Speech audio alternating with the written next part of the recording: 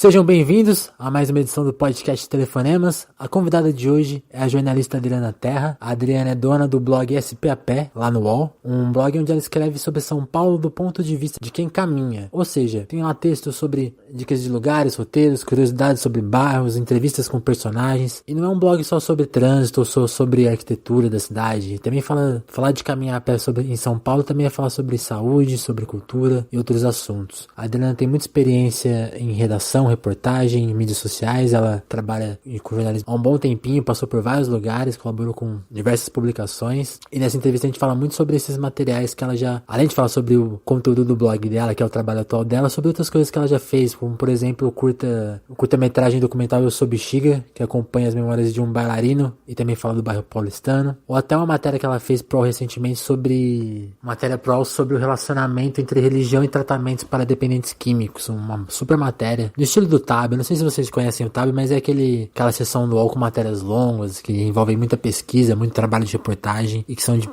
escritas de maneira com interação de vídeo, com ilustração. Mas é isso aí, a conversa com a Adriana começa falando sobre o blog e vai por caminhos diversos, também como por exemplo o começo dela no jornalismo, e também falamos muito sobre o estilo dela de escrever, que tem muito de cronista. Se você segue a Adriana no Facebook, você já deve ter percebido isso no estilo de texto dela. Então é isso aí, certo? Essa introdução tá mais um tom de voz mais baixo, porque eu não tô querendo falar muito alto aqui.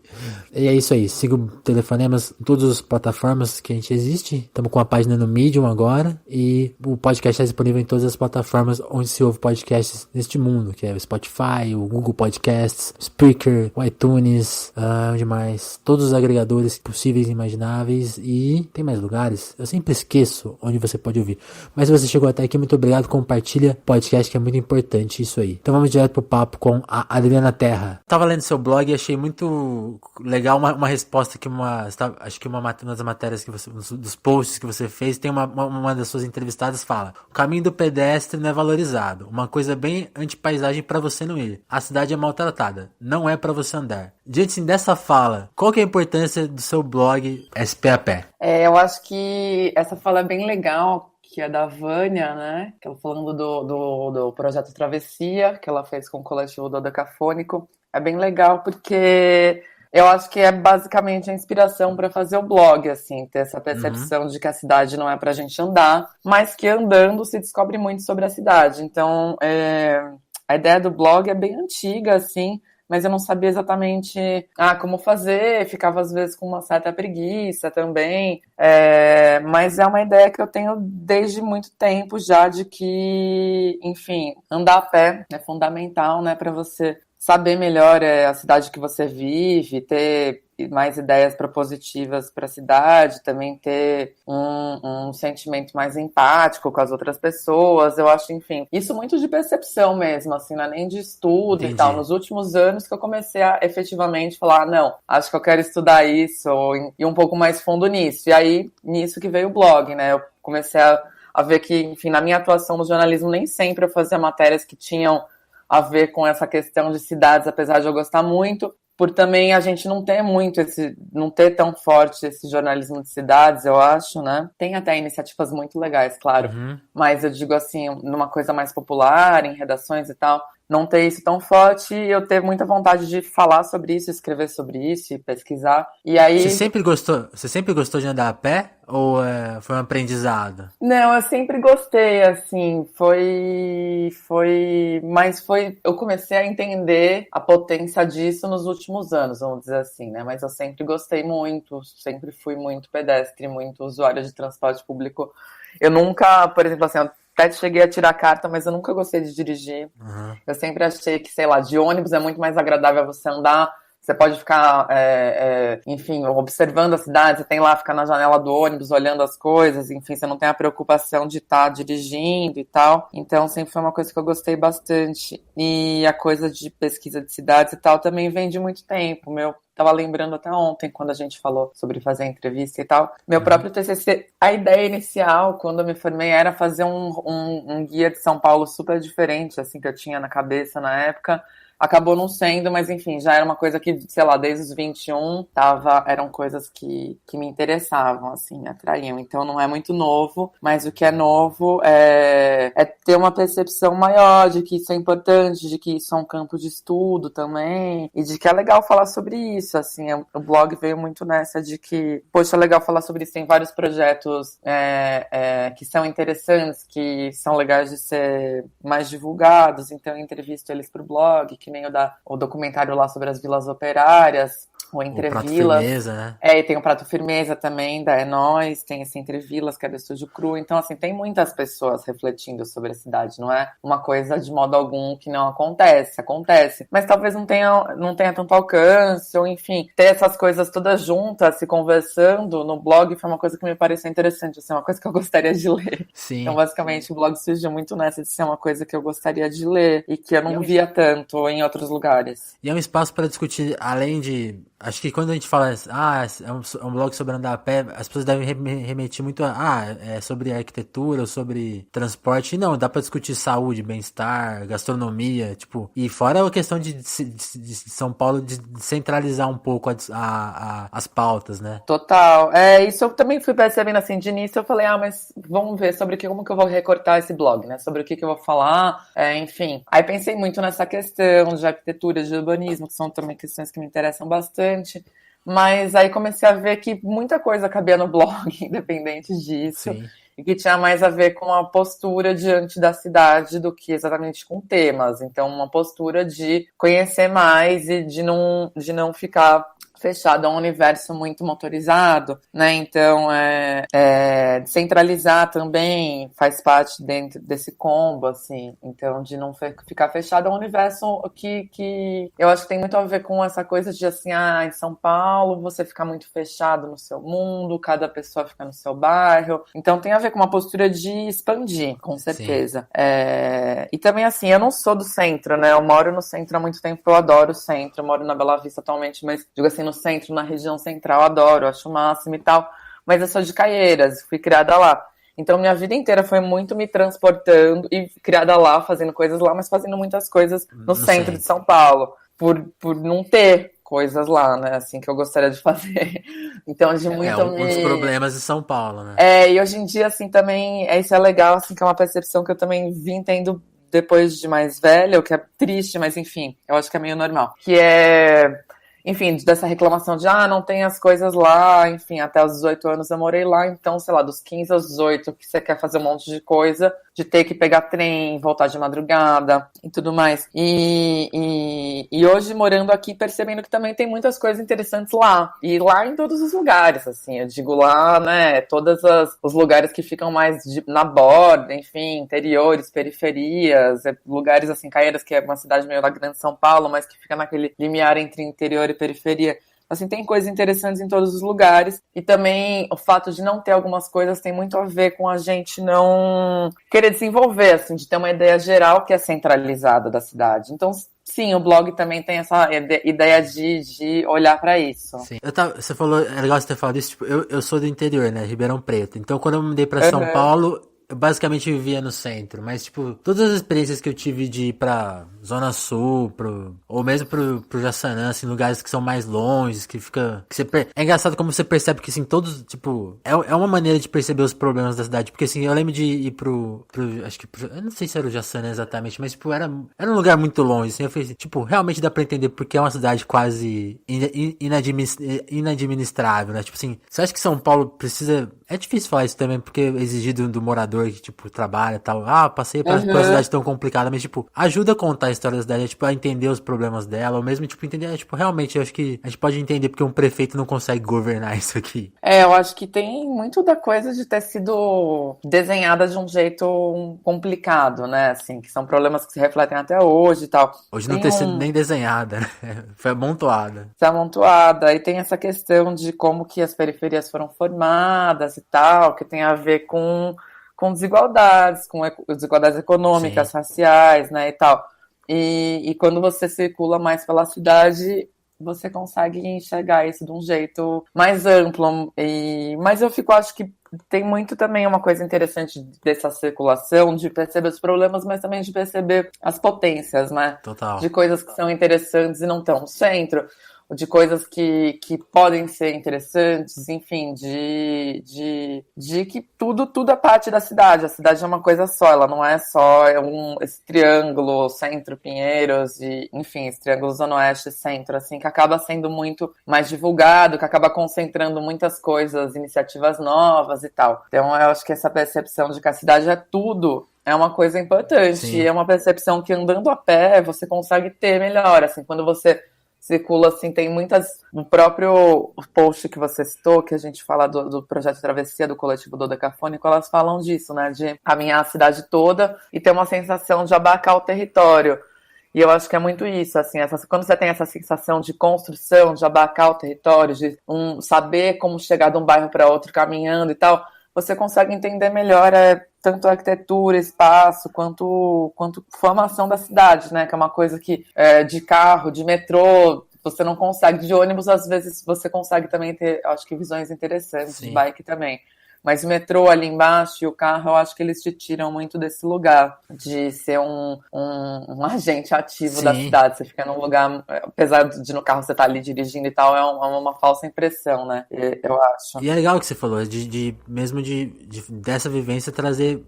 Acho que a minha visão, como foi, tive poucas oportunidades, talvez ir mais longe, assim, tipo, realmente foi mais crítica, tipo, agora eu entendo porque é tão difícil as pessoas se deslocarem, ou por que, sabe, visualizar, mas realmente tem essa questão seria muito mais interessante visualizar todas as potencialidades, né?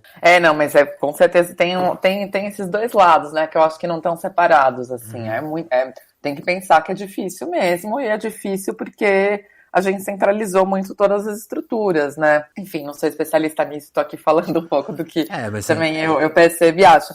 Mas, enfim, muita gente interessante falar sobre isso. Eu acho que tem isso. Eu digo de perceber as potencialidades no sentido de que a gente olhar mais para outros lados que não são olhados e mesmo no centro, assim, né? Que o centro, ele tem aqui centro, beleza, mas o centro de São Paulo, ele é uma periferia central também, de alguma forma, então tem questões muito problemáticas também no centro e tal, tem lugares que as pessoas não andam no centro, tem, assim, esse movimento de ocupe a cidade, vá ao centro, não sei o quê, mas ele nem sempre é feito de um jeito muitas vezes ele é muito elitista, né? Demais. Então eu acho que tem muitas questões aí, assim. A ideia do blog é muito simples, no sentido de, assim, abrir para debater esses assuntos de um jeito um pouco solto e de um jeito que envolva críticas, mas também que envolva levantar potencialidades. Sim, né? Porque, enfim, acho que é interessante a gente perceber o entorno, acho que é muito, muito disso, assim, perceber o que tem em volta da gente. E é legal você falar disso, porque eu acho que, aí puxando um outro assunto, a característica do seu texto, assim, tipo, eu leio suas coisas, leio seu Facebook, por exemplo, e vejo muito que seu estilo de texto é muito particular, porque você atenta a detalhes, tem uma coisa de cronista, assim, de ver cenas que ninguém tá vendo. Tem tudo a ver com o tema do blog também, influencia até no seu estilo de texto, você acha? Acho que sim. Essa coisa do Facebook que você falou é bem legal, porque eu não sou a pessoa mais ativa do Facebook, mas eventualmente eu gosto de escrever umas coisas, e foi muito escrevendo umas coisas, assim, mais numa linha solta, que, enfim, não é exatamente uma crônica, mas pode adquirir uma característica um pouco de crônica, que algumas pessoas falaram, ai, não, tinha que ter um blog, ai, não, você tinha que escrever tal coisa. Daí eu falei, tá, não, e já tive muito blog, assim, quando era mais nova e tal, antes de entrar num pique de trabalho muito acelerado, eu gostava bastante de escrever desse jeito, e depois você acaba entrando num esquema muito de reportagem, de redação, que você deixa isso um pouco de lado, não que deveria, mas porque, enfim, às vezes o texto não cabe isso em alguns textos, né? Uhum. Eu sempre acho que cabe, mas eu digo assim, né? Pensando aí o padrão e como que as coisas acontecem Nossos dentro editores, né? dos locais de trabalho. Muitas vezes isso fica um pouco de lado, assim. E muitas vezes até a gente também deixa isso um pouco, Escapar. falar, não, isso não tá tão bom, né? Uhum. E, enfim, nos últimos tempos comecei a deixar isso um pouco mais solto. Nem que eu acho que sempre é bom, mas deixar isso acontecer, assim, tipo, vamos fazer deixar o texto um pouco mais livre e tal, do mesmo jeito que eu escrevo mais no Facebook, reproduzir isso no blog e tal, e essa coisa da crônica, sim, é o que eu mais, enfim, acho que é o estilo de texto que eu mais gosto, sempre que eu li mais, e que eu mais me identifico mesmo, e que tem tudo a ver com a cidade, né? Que tem tudo a ver com essa ideia de um reporte da cidade que não é um reporte totalmente factual. Assim. É factual, mas ele mistura coisas, impressões. E também vê valor nessas impressões, né? Vê valor nessa... Na sua experiência, né? Na sua experiência. Eu acho que isso tem tudo a ver. Vê valor na experiência de quem tá escrevendo. E aí você escolhe. De repente você gosta da pessoa que tá escrevendo, você vai achar o máximo. Se você não gosta, você vai odiar, mas... Falando um pouco da sua, assim, você comentou da sua trajetória de redação, vamos falar também um pouco, vamos falar exatamente dessa trajetória. Como você caiu no jornalismo? Você cursou jornalismo, né? Como que você foi se interessar pela área? Foi mais pela escrita ou foi por alguma outra experiência? Foi total pela escrita, assim. Porque você também gosta de vídeo, etc. Não, mas foi bem pela escrita mesmo, assim. Eu acho que eu já tinha até já tava na véspera, assim, de prestar vestibular. Eu ia prestar direito. Até hoje não sei por que muito, mas enfim... Eu acho que muito por essa coisa de, sei lá, gostar muito de história e, enfim, coisas da adolescência, de professores falarem. Mas aí um professor de literatura falou, nossa, não, imagina, você tem que fazer jornalismo. Enfim, era um professor de literatura casado com a professora de redação e tal. E eles falaram, nossa, a gente já sempre achou que você ia fazer jornalismo. E comentaram sobre isso. Eu falei, poxa, sei lá, né? Comecei a considerar. E comecei a considerar também muito que eu lia muito, que, enfim, eu sempre fui bastante leitora de jornal, assim, meu pai foi muito leitor de jornal, e em casa tinha muito esse hábito, assim, não de ficar um tempão lendo jornal todos os dias de manhã, assim, então tinha essa questão. E eu gostava muito da parte musical, de cultura, de arte e tal, e comecei a considerar muito e achar que poderia ser muito interessante trabalhar com jornalismo na área cultural, que foi o que guiou, assim, os primeiros anos de faculdade, meus primeiros anos de trabalho também. Sim. E até hoje, assim, enfim, tenho experiência mais na área cultural e tal, e daí eu fiz Casper Líbero. Logo depois que eu me formei, rolou um momento de, não sei se eu queria ter feito jornalismo mesmo, uma questão mais com a experiência de redação, de eu não estar gostando, e de não achar que talvez fosse o que eu deveria ter feito, entendi, sabe? Pensei em prestar letras nesse meio do caminho, mas enfim, nunca parei de trabalhar com jornalismo até para me sustentar. Então, daí eu tinha trabalhado nessa época durante a faculdade, fiz alguns estágios, trabalhei no site de cinema, o Cineclick, trabalhei na Zero, que era uma revista de música que tinha. Você trabalhou na Zero? Sim. Eu tenho várias zeros aqui, vou procurar. Procura. Eu nem lembro que época que foi, tem que ver 2004, talvez 2003. Bom, faz bastante tempo. E daí me formei, fiquei um tempo nessa coisa de, o que será que eu presto letras, fiquei fazendo alguns freelas e tal, e aí voltei pra redação, assim, acho que um ano depois que eu fiquei nessa indecisão um pouco, sem conseguir parar de trabalhar, porque, enfim, boletos chegando. E aí eu entrei na redação do UOL, passei por várias editorias, mas todas na área mais de cultura e entretenimento, mas passei pela produção de TV, na época tinha uma editoria que era mais de artes, então daí eu ficava bastante nessa cobertura, enfim, também sempre gostei de quadrinhos, e tinha muita coisa do grafite, de arte urbana rolando na época, então eu ficava muito nessa cobertura, que eu gostava bastante. E depois de, acho que uns 6 anos lá, eu saí, assim, muito também, de novo, numa crise, meio num cansaço, será que eu não devia estudar outra coisa? Mas aí não mais como substituindo, assim, uma coisa mais complementar mesmo, assim, uma reflexão mais de querer fazer outras coisas. Menos destrutiva. Menos de trocar e mais de tipo, poxa, eu gosto disso, isso tem coisas que eu não gosto nisso, mas eu gosto muito de fazer reportagem. Então, nessa época, eu já tinha isso muito mais fresco na minha cabeça, muito mais decidido na minha cabeça. Então, aí foi um outro momento, que foi um momento que daí eu comecei a me interessar muito por vídeo. Entendi. E documentário especificamente. Enfim, fui estudar um pouco disso e fui fazer alguns experimentos disso, assim, de documentário, que foi o quê? 2014, 2015. Você co-dirigiu Eu Sou Bexiga, né? Tem aquele... O que você produziu na parte de vídeo assim, que você queria destacar? Então, aí entrou muito essa coisa comecei a me interessar bastante pelo documentário, já tinha feito umas coisas, mesmo trabalhando no UOL, umas coisas de vídeo que eram legais. A gente tinha feito uma série de grafite em São Paulo, quando eu tava lá, de quadrinhos também. Então, umas coisas que quebravam mais ali a matéria em vídeo jornalística, que era uma coisa um pouco mais com roteiro, pensada. E comecei a achar isso interessante, assim. E achar que isso podia ser uma coisa legal para desenvolver mais, né? Daí eu sou Bexiga, eu fiz durante um curso, foi um trabalho de conclusão de curso mesmo, de documentário. E o tema, enfim, tinha assim, propostas de documentários pra gente fazer, tem que falar sobre a rua.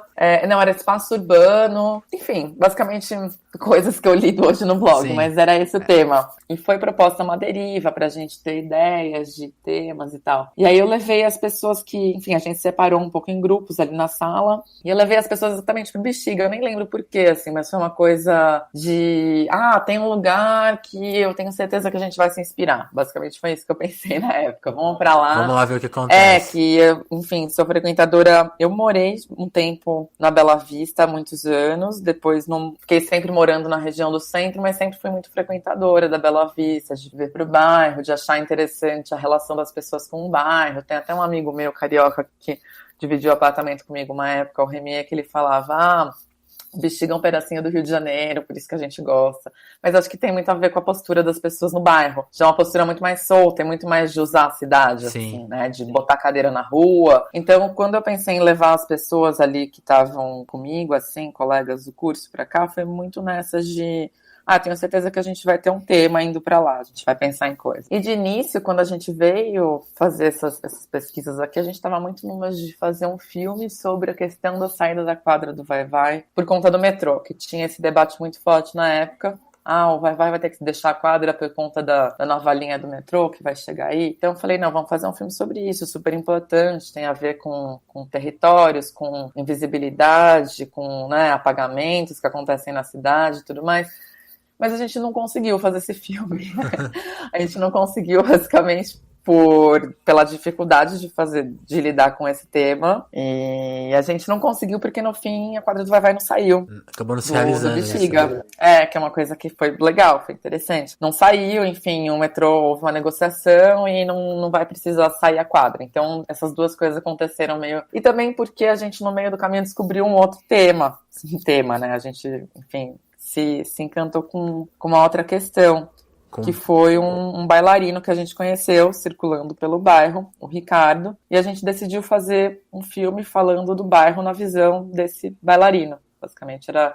E acho que isso tem a ver com o que você falou agora há pouco de crônica, né? Sim. A gente falar da impressão da pessoa na cidade. Acho que a gente se encantou muito com a impressão dele sobre o bairro. E a gente decidiu fazer um filme sobre isso. Então, um curta de 15 minutos que fala sobre o Bexiga através da visão, da experiência e dos afetos, né? Das relações do Ricardo no bairro. Basicamente é isso. Assim, é muito simples.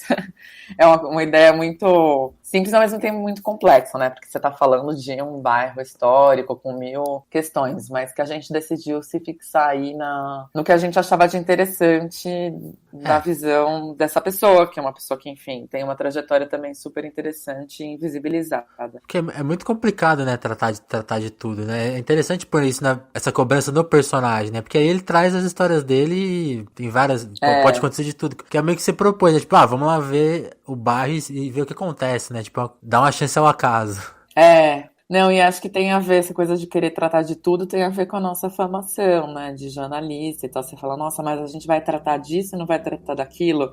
A gente vai fazer um filme sobre esse assunto e não vai falar da questão do metrô, que é uma questão que tá quente aqui e tal. Então, pra mim, foi difícil desapegar disso, de querer falar sobre tudo ou querer colocar pontos que eu acho que são importantes, essenciais. Porque, claro, a gente tem que ter noção desses pontos. Mas, ao mesmo tempo, também foi um exercício de perceber que não é uma coisa só e que isso pode trazer impressões também interessantes. Enfim, a gente não consegue dar conta de tudo. Sim. né? Então, não é que você tem que falar sobre tudo, você tem que também deixar, ainda mais nessa coisa do documentário, né? Enfim, também um pouco ser guiado pela pessoa, né? A gente escolhe ali a pessoa com quem a gente vai fazer algo juntos, construir algo juntos, também ser guiado um pouco pela pessoa, respeitar o personagem, né? Eu acho que o documentário tem muito isso. Você entender o respeito ao personagem. Tem documentário que é mais de personagem, outros mais de tema, né? Eu acho que esse é um documentário muito de personagem. Por mais que a gente quisesse que ele fosse de tema, eu acho que o personagem tinha tanta personalidade que ele Tomou nunca deixaria conta, que o né? documentário fosse de tema. E isso a gente percebia no momento de montar o filme. Então, rolou esse embate, assim, da gente, não, a gente não vai falar sobre isso ou não. Isso é muito maluco colocar isso no filme, isso talvez é polêmico, essa postura dele não é a postura que se espera do personagem, digo, né?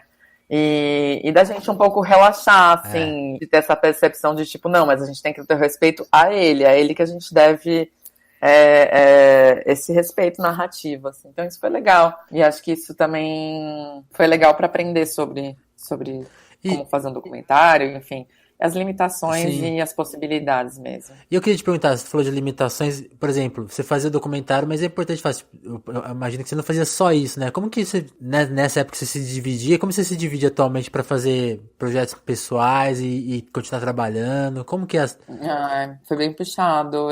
Eu nem lembro como que eu tava. Eu tava fazendo freela na época, mas eu tava com bastante coisa, assim. Eu tava fazendo umas coisas, acho, pra Revista da Cultura. Tava já fazendo coisa pra Red Bull também. E tava aí nessa formação, nesse curso. Enfim, a gente contou com. Basicamente, a gente usou toda a estrutura desse curso pra fazer o documentário, né? De material, de ilha de edição, então nesse sentido a gente não teve gasto, mas é claro que ainda assim é um gasto de tempo que você não fica fazendo essas coisas que pagam suas contas, né? E a gente ficou muito focado em ficar um negócio legal, mesmo porque a gente começou a ver muitos problemas e queria resolver e tudo mais. Solucionar todos. Exatamente, então assim, eu lembro que eu ia trabalhar, eu trabalhava, não sei, eu acho que talvez eu estivesse trabalhando fixo na época em algum lugar, agora eu fiquei meio confusa com o que eu estava fazendo, mas eu lembro que eu estava tendo uma vida muito corrida. Eu chegava para montar na IC, que foi na IC que a gente fez, e eu chegava para montar às vezes 5 da tarde, saía 10 da noite, assim, quando fechava, a gente ficava o tempo inteiro ali em cima, então foi bem corrido, bem estressante. Não teve muito segredo, basicamente. Era quase dar o sangue, assim, para que a coisa rolasse. E ainda assim perceber que é muito difícil fazer sem dinheiro algum. Porque quando, né, mesmo nas gravações, tudo bem, a gente tinha essa estrutura, mas, tipo assim, dinheiro para uma diária, né? Enfim, mil coisas que são necessárias que cada um ali tirava do bolso, eu digo assim, pagava seu almoço, né? Pagava seu transporte, tinha que pagar o táxi para se locomover. E no fim, o dinheiro maior que era de conseguir fazer uma divulgação legal e tal, que isso custa grana. E porque, enfim, daí a gente finalizou. A gente apresentou lá como projeto de curso, os professores falaram, legal, acho que vocês deviam se inscrever em festivais, botaram essa pilha. Eu tava bastante não achando isso, mas com essa pilha eu falei, vamos lá. Vamos atrás A gente disso. se inscreveu, assim, a gente se dividiu um pouco, cada um era uma turma bem diversa que fez o filme, enfim, e uma turma bem não da parte técnica, o que foi muito foda, porque era todo mundo muito de humanas.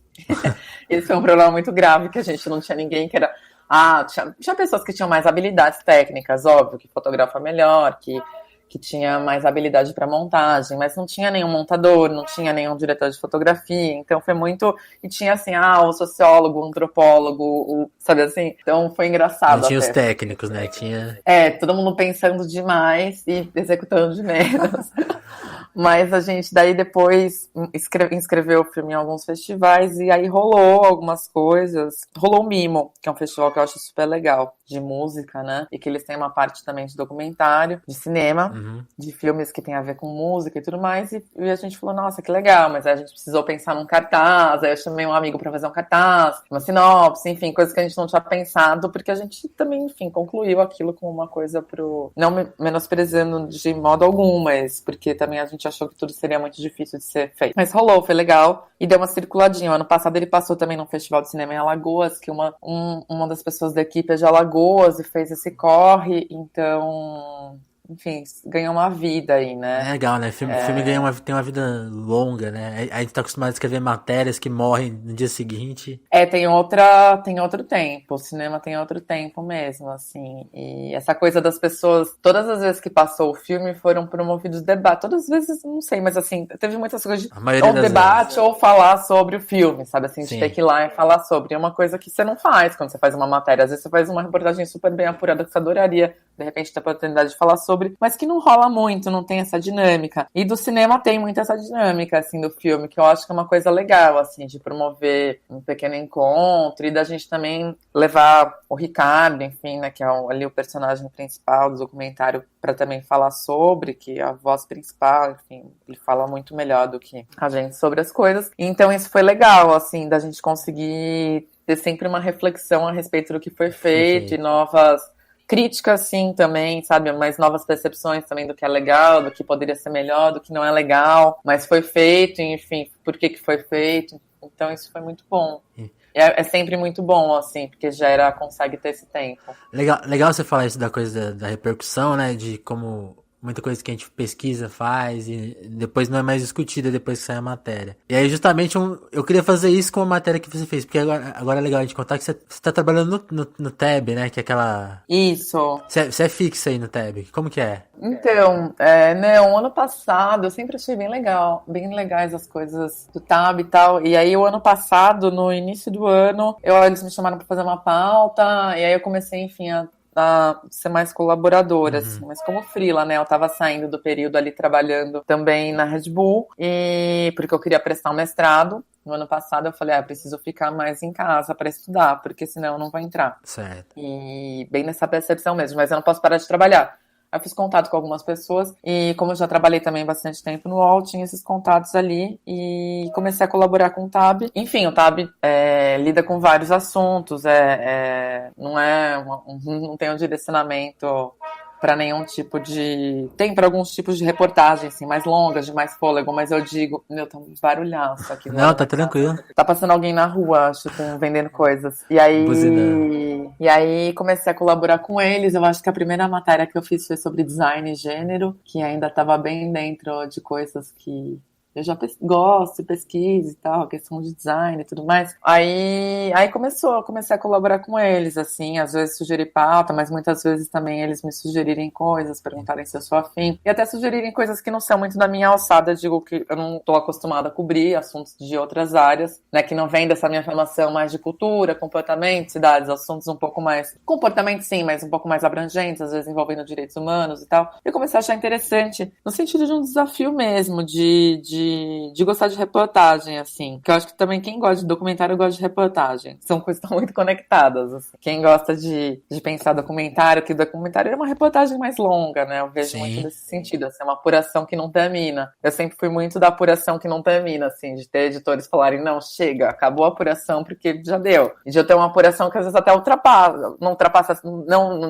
de modo algum me gabando, eu digo assim, ultrapassa no sentido que, assim, abre demais e fica difícil recortar. E tanto o documentário quanto o TAB dão chance um pouco mais para isso, né? De você também, vamos apurar bastante e abrir para depois fechar. E acho que o TAB entrou bastante nisso, entrou bastante nessa minha vontade de trabalhar mais desse jeito, achar que trabalhar desse jeito faz todo sentido hoje em dia, né? Sim, e pra quem não conhece o TAB, são matérias mais longas que o UOL produz, né? Assim, tem uma questão de formato, né? É texto, vídeo, desenho. E as matérias geralmente demoram, sei lá, quando você falou o filme a gente continua comentando depois que ele é feito. Eu queria muito comentar a matéria que você fez, que é enorme, que acho que levou meses, que é aquela das comunidades terapêuticas, né? Quanto tempo você ficou apurando aquela matéria? Porque tem dezenas de personagens nela.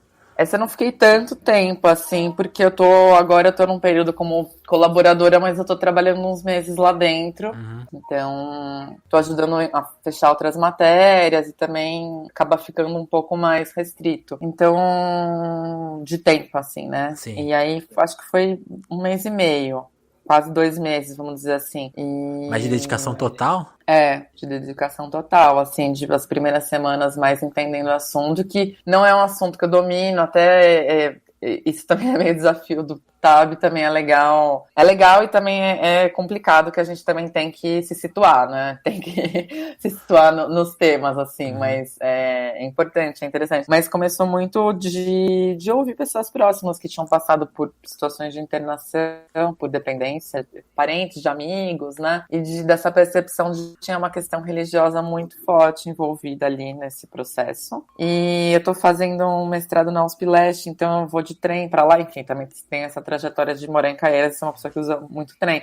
Mas o trem pra USP Leste, ele é povoado, assim, de pessoas com Panfletos, né? entregando panfleto de comunidade terapêutica, assim, que eu sabia que existia, mas eu não dava tanta atenção, acho que eu não sabia nem exatamente o que diferenciava tanto das clínicas, via tudo como um bololô que acaba, né, para a população que não sabe muito desse assunto, é meio um bololô confuso. E aí, mas comecei a colecionar muitos desses papéis e falar, meu Deus, às vezes eram, sei lá, num vagão, 3, 4 pessoas, e ver que muitas pessoas pegavam, né? Comecei a perceber que também as pessoas, existia essa... Chamava atenção, né? As pessoas pegavam, vou entregar pro meu primo, pro meu sobrinho, e falava, caramba, tipo assim, você vê o quanto que isso é um problema e as pessoas entendem ali aquilo como uma ajuda, né? E falei, não, acho que aí tem uma coisa que é interessante. Tem muitas matérias já falando da questão de comunidades terapêuticas e tal, então não é um assunto de modo algum novo, mas... A abrangência é diferente, né?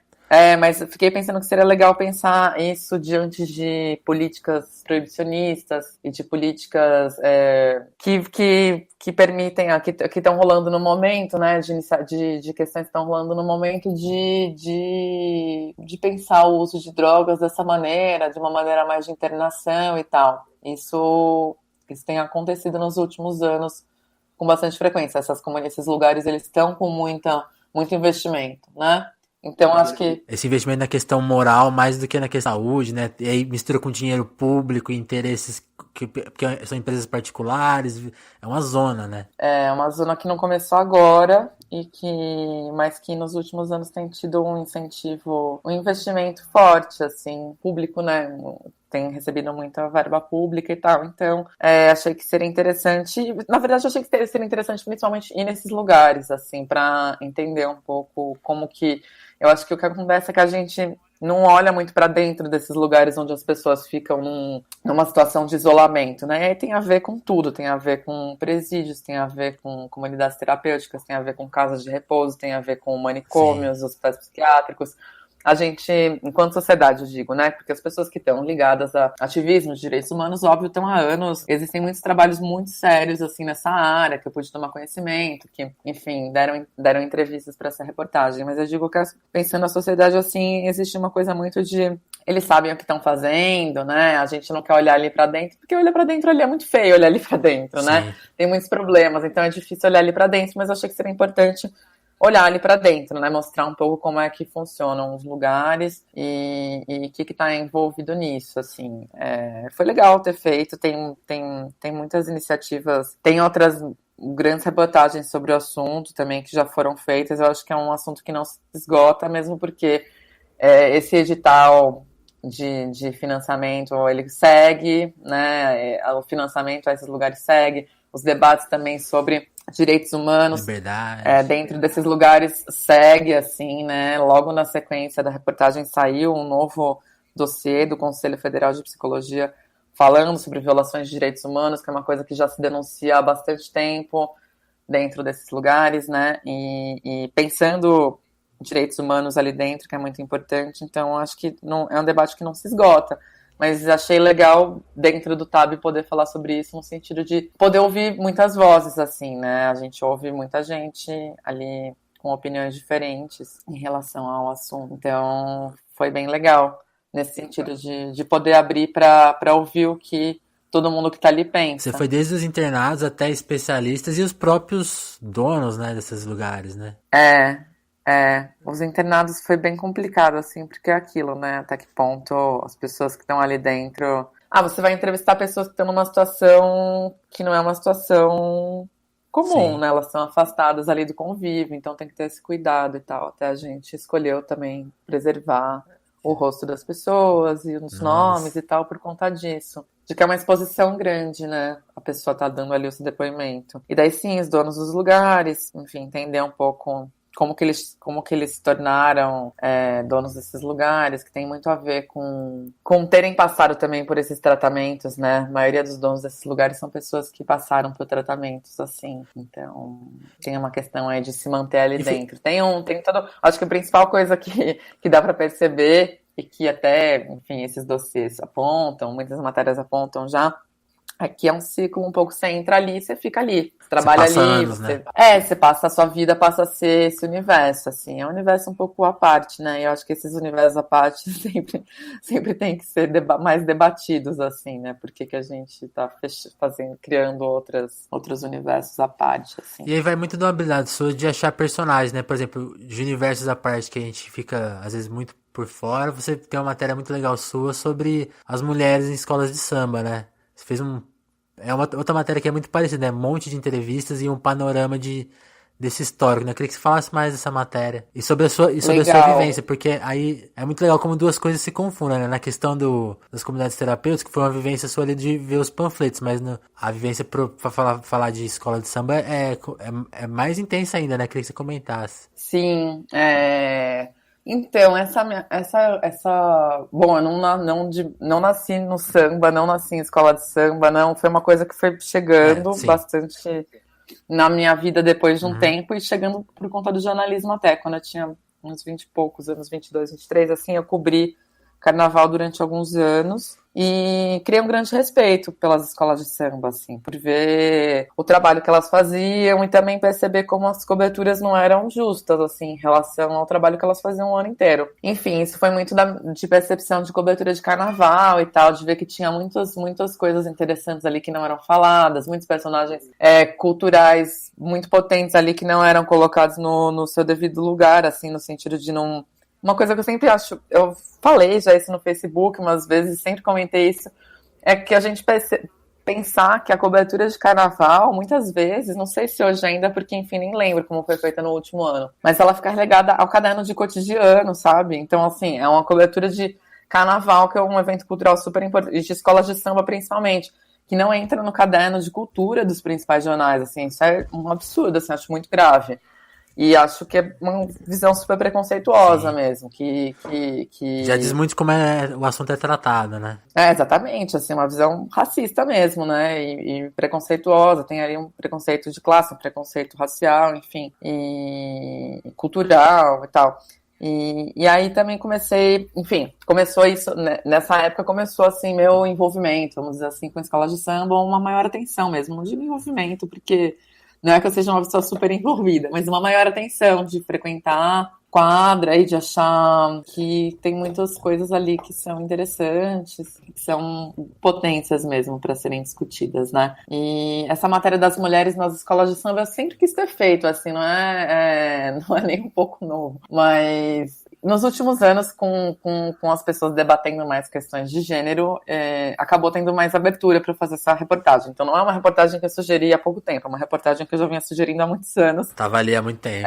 Mas que nos últimos anos também eu acho que os editores também começaram a prestar mais atenção nessas questões, né? E a presença de mulheres nas escolas de samba, assim, é um componente fundamental, né? Componente fundamental que é representado principalmente ali na ala das baianas e tal, que são as mulheres ali que faziam samba na casa delas, enfim, tem esse componente das baianas que nem sempre é falado, então é falado só desse componente das mulheres, pensando as baianas, mas não pensando as mulheres mais novas também, que têm outras atuações nas escolas, as passistas, né, isso é muito relegado como assim, elas são as guardiãs, e as passistas é uma outra coisa, ou que elas não teriam uma postura feminista por trabalharem terem muitas componentes, essa coisa do estético, do corporal. Então eu queria juntar um pouco isso tudo, sabe? De falar sobre como que essa mulher na escola de samba, desde a importância fundamental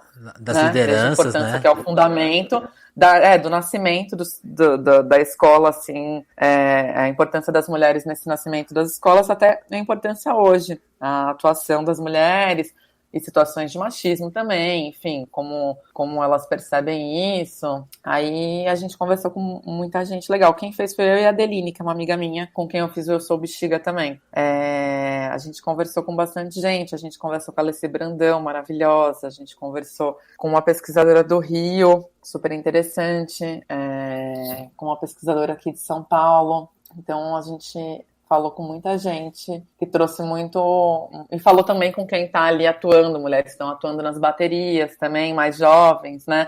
Também conversamos com algumas meninas para entender um pouco como é que era essa caminhada delas e como é que elas percebiam questões de gênero dentro das escolas. Estou até entrando aqui na matéria porque eu não falei o nome de pessoas que são muito importantes que a gente que eu estou esquecendo e que é péssimo não falar. Porque eu queria até entender a estrutura da matéria, porque você vai muito o roteiro dela eu acho muito, muito foda, porque vai desde a coisa mais você acha um personagem que eu anotei o nome, a Madrinha Eunice. A Madrinha Eunice. A Madrinha Eunice, então, ela foi assim, a primeira mulher, foi pioneira a ser presidente numa escola de samba. Ela fundou a escola de samba mais antiga de São Paulo, que é a Lava Pés. Então, assim, ela é pioneira máxima, né? Enfim, mulher negra, que ali tinha bancas de fruta em São Paulo, cuidava de diversas crianças. O marido dela... eles foram para o Rio de Janeiro, lá viu Estácio, voltou para São Paulo com essa ideia de fundar uma escola de samba, né? E eu explico melhor lá no texto, depois quem quiser ver tá no site da Brasileiros, que agora é página B, né? E tô vendo até aqui, eu abri ela aqui. Na Estácio, que na época era Deixa Falar, eles viram lá no Rio. E eu conheço essa história por conta de uma amiga minha, que é uma amigona minha do Vai Vai, que eu conheci na época que eu tava fazendo Eu Sou Bexiga, a Pamela, ela é assessora do Lava Pés. Que o Lava Pés hoje em dia é uma escola pequena, né? Mas enfim, escola pioneira, escola super tradicional. E a escola é por irmã ali do Vai Vai. Então, a Pamela sempre me contou muitas histórias, me colocava a par dessa história. Sempre achei muito interessante. Falava, não, acho que é legal fazer alguma coisa sobre. Folha já fez uma matéria bem legal sobre o Lava Pés em vídeo, TV Folha. Mas aí a gente estava nessa ideia de falar sobre as mulheres buscando lá atrás, na Madrinha Eunice, que é essa personagem fundamental no samba paulista, trazendo até os dias atuais, né? Então, sim, começou contando a história dela e de uma das netas dela, que é a Rose, que é hoje em dia presidente do Lava Pés. Substituiu ela, né? E daí começou contando essas histórias. A partir daí a gente foi levantando outras questões de resistência mesmo, né? A Rose, hoje em dia, ela mantém o Lava Pés ali enquanto resistência mesmo. Eles desfilam com sacrifícios e mantém a escola por amor, 100% por amor, assim. E aí fui buscando outras histórias, né? Tem a Raquel Valença, falei da pesquisadora carioca, tem a Raquel Valença, que é uma pesquisadora super interessante, do Rio, que foi presidente da Império Serrano, né? Foi ritmista também lá, mas é uma mulher que vem de outra trajetória, ela faz intersecção super bem, ela fala, eu não sou do samba, vim de outra trajetória, mas eu sempre gostei muito de vir aqui, me identifiquei e fui ficando, né? Aí também a gente achou muito interessante trazer a Alessi, porque, enfim, fundamental. A pesquisadora paulista que eu falei é a Kelly Adriana de Oliveira, que é incrível, assim, tem uma pesquisa muito foda, muito completa sobre mulheres negras nas escolas de samba e questões de gênero, raça e religiosidade ali dentro, né? Então vale muito a pena ir atrás do trabalho dela. Ela foi fundamental para a gente entender mais sobre o que a gente estava falando, né? Entender questões que às vezes não estão tão visíveis. E é isso, assim, foram... E as meninas mais novas foi de conhecimento meu mesmo, assim. Daí a gente também colocou uma outra personagem importante, foi a Bernadette, que é intérprete do Peruche, e que é uma mulher também super pioneira, assim, veio ali junto da Eliana de Lima, e também aí nessa linha de intérpretes mesmo, né, que não é tão comum. Então, também tem a questão das presidentes, tem mulheres em cargos, tem mulheres em cargos muito importantes nas escolas de samba, assim, não é que não tenha, né, mas a gente queria evidenciar essas mulheres, assim, evidenciar principalmente as mulheres negras, né, que enfim, são samba, são o fundamento do samba. E o que eu achei uma coisa, mas também a trajetória, né, porque, tipo, as pessoas acham que assim, a visão mais, talvez, sei lá, estão ocupando espaço, mas na verdade, tipo, elas já estavam no centro, né? Tipo, muitas tocaram assim, tipo, a mulher na escola de samba ela tem um papel mais fundamental do que as pessoas imaginam, né? Tipo, ela tá na base, né? E depois foram ocupando os espaços que tinham talvez mais resistência. Ou eu tô lendo, ou eu li errado, assim, não sei. Não, é isso, ela tá na base.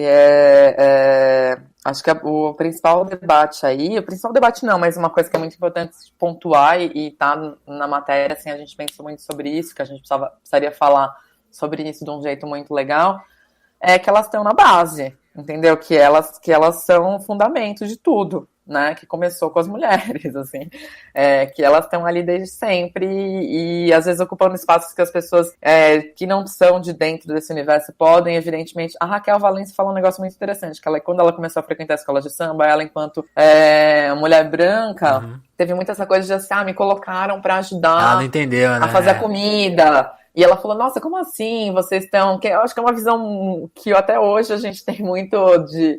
E tem muita treta, assim...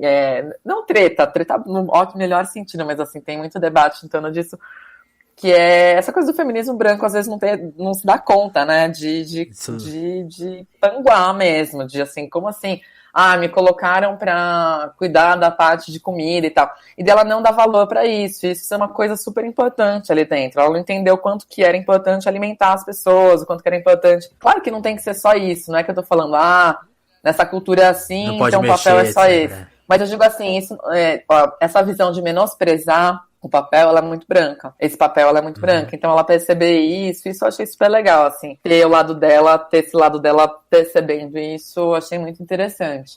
Mas também pensar nas mulheres em todos os espaços, porque é necessário, né? Não falar, então é fundamento, e tem essa presença ali na aula de baianas e na questão de organizar os eventos e preparar a comida e tal. Não, mas eu acho que isso é importante ser pontuado, senão a gente fica em umas matérias muito superficiais, tipo, agora temos mulheres na bateria, ou agora temos mulheres cantando, sendo intérpretes, e que não costura uma questão histórica, né? Então acho que a gente tinha muito em mente que a gente precisava costurar uma questão histórica e dar nomes ali às pessoas que são importantes e também fazer essa intersecção de ter coisas que não são valorizadas e são, sim, fundamentais. É exatamente isso que me chamou a atenção na matéria, porque essa costura aqui fica muito legal, porque aí você começa a perceber como é que, assim, acho que tem muito esse sensacionalismo, você falou, a primeira, e tem mais, a história ela é muito mais ampla e profunda e mais interessante, vai... Sim, com certeza. Por isso que pra gente foi fundamental conversar com gente que tivesse... A gente já desconfiava disso, né? Acho que a reportagem começa com uma desconfiança. Não é bem o repórter assim, é a pessoa que dá uma desconfiada. Acho que não é bem assim. Peraí, acho que não é do nada que... Surge alguém. Né? Eu acho que tem mais coisa aí. Porque nada é do nada, né? Tudo tem uma... Tem muitas camadas, nada acontece assim, chegou alguém e resolveu. Né? Então, acho que começou muito dessa desconfiança, mas para a gente foi fundamental ouvir Alice Brandão, ouvir essas pesquisadoras, né, que tinham um trabalho de buscar, da Raquel e da Kelly, que tinham esse trabalho muito profundo, assim, de entender como funciona esse universo. E não ficar uma coisa só assim, existe essa invisibilidade, existe... Agora tem a presença das mulheres, sabe, assim, agora tudo muda, as coisas não mudam assim, né, a história não funciona assim, que do nada mudou, teve muita gente que passou ali pra coisa mudar, e muita gente que já estava fazendo, assim, quando o pessoal tá indo, o pessoal já tá voltando, entendeu, então acho que pra gente era muito importante colocar isso mesmo. E aí, onde que essa história se confunde com a sua história na bateria? Eu queria que você contasse, porque você participou do carnaval, esse ano foi a primeira vez? Conta pra gente. Isso. Então, como eu estava comentando antes, teve essa coisa de cobrir lá em 2006, há uns 10 anos, um pouco mais de 10 anos, carnaval, e de começar a frequentar a quadra da escola, principalmente a quadra do Vai-Vai, que é no centro aqui, eu sempre morei por aqui. Comecei aí nessa época, assim. E nos últimos anos, eu tô morando no Bexiga, na Bela Vista, e outra época que eu morei também na Bela Vista, comecei com muita frequência. E de ficar muito fascinada, assim, pela bateria, de sempre ficar ali do lado da bateria e tal, filmando, né? Também no Bexiga a gente filma um pouco da bateria e conversa com o antigo mestre de bateria, que é o Bocão, diretor, na época. Então, acho que tinha já esse fascínio mesmo, de nossa, que incrível, mas uma coisa quase de assim, inacessível, né? Sempre foi uma coisa muito que assim, nossa, seria muito Mas acho legal. que não vai rolar. Mas acho que não vai rolar e também eu sei, eu conheço ali pessoas e sei que existe uma dedicação máxima e tal. E eu não toco nenhum instrumento, não tocava, né? Sempre gostei muito de música, mas sempre fui muito preguiçosa para instrumento, assim. Tipo, tive começos de aprendizado que paravam porque eu não tinha muita disciplina para instrumento. Mas aí no ano passado eu comentei com um amigo que eu achava muito legal, um amigo que é da bateria, que eu achava muito foda, assim, admirava muito, que eu tinha vontade de aprender. Mas de aprender mesmo. Falei, nossa, podia ter escolinha, né? Seria tão legal aprender. Eles têm escolinha, né? Mas é pra até 20 anos, uma coisa assim, Entendi. sabe? Tipo, estou fora.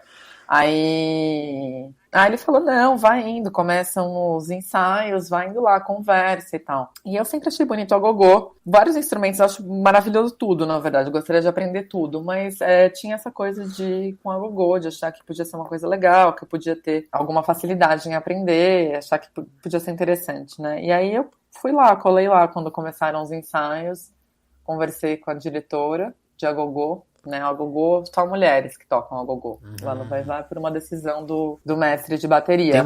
Tem alguma explicação isso? Ou é só uma. Não, assim, o que me falam é que antes tinha o agogô ali solto na bateria, né? Eram homens que tocavam aquele agogô de duas bocas, não o agogô que hoje em dia é tocado nas escolas de samba, que é de quatro bocas, então era tocado esse agogô de duas bocas mais solto, uma coisa, acho que até uma coisa bem tradicional mesmo, né, assim, de percussiva, e também com componente religioso ali, que o agogô traz. Esse agogô de duas bocas era tocado mais solto na bateria, assim, mas não tinha um naipe de agogôs, né, não tinha ali uma linha de ritmistas tocando só o agogô. Mas foi uma coisa que nos últimos anos começou a ficar bem presente nas escolas, né, assim, do Rio e em São Paulo, de ter um naipe de agogôs e tal, e quando rolou no Vai Vai, eu sei que o mestre gosta, né, é um instrumento que ele gosta, porque tem escola que não tem agogô, né, nem todas as escolas têm agogô, e ele falou que queria só mulher, mas eu não sei exatamente por quê. Também não posso nem fazer esse Entendi. comentário e tal. Mas aí comecei a ensaiar, e aí foi super difícil pra mim de início, assim. Comecei a ensaiar de pegar o instrumento e toca, né? Lá, assim, não existe muito. É o que eu falei, não tem escolinha. E quando você tá ali nos ensaios, pega o instrumento e toca. A gente tem que pegar. Não, eu nunca tinha Entendi. Você tocado. não teve que aprender primeiro assim sozinha, você já aprendeu ali na multidão, É, na todo pressão. mundo é um pouco assim. É claro que tem gente que já chega tocando e toca super bem e tal. Mas você aprende ali mais ou menos como funciona, assim, passarem para mim ali o desenho, né, do andamento, ali no ar, passar ali, a diretora me passar ali rapidinho, mas não é uma coisa de parar num canto, porque Não não tem tem como, né? tempo, porque é muito difícil, é muito difícil mesmo, assim, fazer funcionar uma bateria, todo mundo tem os seus horários e tal. E se não existe esse esquema de escola, fica muito difícil para você ficar ensinando pessoas que querem entrar, né? Então ele não tem essa. Mas aí foi indo e rolou, assim. Ano passado eu entrei, assim, eu fiquei alguns meses lá ensaiando, até que no fim rolou. Agora eu tô lá, mas também nem sei como vai ser esse ano, enfim, tô ensaiando, é assim que funciona por lá. Você vai indo, vai ensaiando, e é bem legal, E, assim, tem bastante mas aprendizado. como foi a emoção de desfilar a primeira vez? De entrar lá na Ah, avenida? foi bem maluco, né? Porque eu já tinha desfilado. Porque você se preparou quantos Ó, a meses? gente começou a ensaiar, o primeiro ensaio foi no fim de julho, assim, foi quando eu peguei o Google, vamos lá, vamos Uhum. aprender. Aí também eu comprei um agogô meio tosquinho, assim, um agogô super simples, pra só tirar os desenhos em casa, tirar o andamento, sabe? Até quero comprar um agogô bom nesse ano, vou me organizar pra isso. Mas comprei um só pra tirar os andamentos, pra ter o mínimo de intimidade com o instrumento, né? Que eu acho que falta isso, assim, tem gente que tem muita já intimidade com o instrumento e você fica ali meio... Tem gente que até toca aquilo, você pode até Aham. tocar, você pode até fazer, bater no coisa certo e tal, mas se tem intimidade com o instrumento, você toca muito mais bonito, né? É perceptível isso e pra mim é um constante aprendizado, assim, ainda me sinto super precisando aprender aprender muito. Me sinto ainda muito no caminho de ter que aprender muito. Mas foram, deixa eu ver, julho para agosto, setembro, outubro, novembro, dezembro, janeiro, fevereiro. São 7 meses se preparando. Que é uma coisa que as pessoas não sabem também, né? Mas a bateria fica bastante tempo, porque a gente começa antes. Começam esses ensaios só de bateria. E depois tem as seletivas do samba, daí tem o samba, daí começa... Enfim, as outras pessoas também vão se organizando nesse meio tempo, mas a bateria acho que começa antes de tudo. Legal. Mas aí conta agora da avenida, chegar lá e, tipo, você falou que você tinha desfilado, né? Eu tinha desfilado em ala, assim, mas foi muito diferente. A emoção eu tinha certeza que seria muito diferente, assim, que quando você desfila em ala, ainda mais ala que não tem passo marcado, que não tem coreografia, é muito solto, você vai lá e desfila, enfim, você sabe que você tá... É mais diversão. Representar ali a escola, claro, porque existe uma responsabilidade, uma seriedade envolvida nisso tudo, né? No carnaval, a escola de samba existe uma coisa muito, muito séria e que todo mundo leva muito a sério. Mas, você não desenvolve tanto essa coisa com as outras pessoas, né? Porque você não cria esse senso de comunidade, que é o principal senso que existe dentro das escolas. É o senso, não é o principal, mas eu digo assim, é o mais importante.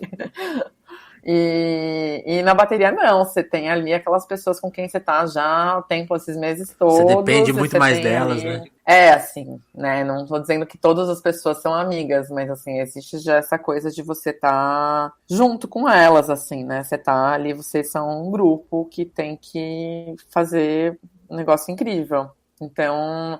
E é lindo, né? Porque, enfim, percussão é maravilhoso quando você entra, assim, quando começa os aquecimentos ali antes de entrar na avenida, você tá ali no canto. É uma coisa que, assim, eu nunca imaginei que fosse chorar, porque, enfim, é o que eu te falei, eu não tenho essa trajetória de nascer dentro da escola de samba e tenho o máximo respeito a todo mundo que tem. Mas eu me emociono, sim, com muitas coisas, né? E muitas coisas são emocionantes, independente... Talvez até das pessoas terem ou não essa vivência, porque é emocionante. Sim, eu acho que a bateria ela consegue emocionar a pessoa que chegou lá pela primeira vez, né?